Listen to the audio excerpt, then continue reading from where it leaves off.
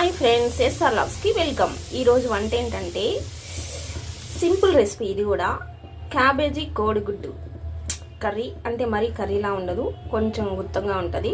ఒకసారి మీరు కూడా ట్రై చేయండి, చాలా అంటే చాలా బాగుంటుంది, చాలా ఈజీగా అయిపోతుంది.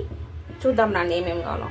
క్యాబేజీ, ఇంతకీ సారీ అండి, అందరూ ఎలా ఉన్నారు, బాగున్నారా? అందరూ బాగుండాలి, అందులో నేను మా మమ్మీ ఉండాలి. ఓకే, క్యాబేజీ, 2 ఎగ్స్, టమాటా, ఆనియన్, 2 పచ్చిమిర్చి. తాను బాండీ పెట్టి ఆయిల్ వేసుకొని, ఆయిల్ వేడెక్కింది, పప్పు గింజలు వేద్దాం. ఆవాలు జీలకర్ర వేసేసాము. చిటపట ఆనిన తర్వాత ఇప్పుడు ఆనియన్, పచ్చిమిర్చి, టమాటా వేసాం. ఇవి మగ్గాలి. ఇందులో కొంచెం సాల్ట్ వేద్దాం. ఇప్పుడు సాల్ట్ వేసాం కదా, దీన్ని కొంచెం కలపడం.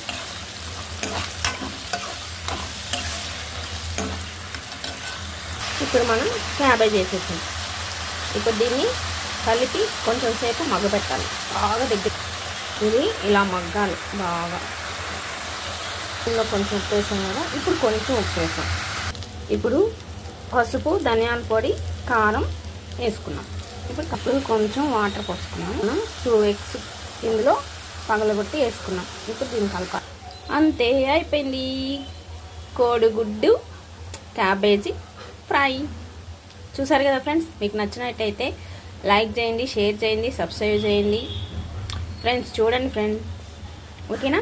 కొత్తగా చూసేవాళ్ళు కూడా లైక్ చేయండి, సబ్స్క్రైబ్ చేసుకోండి, ఓకేనా?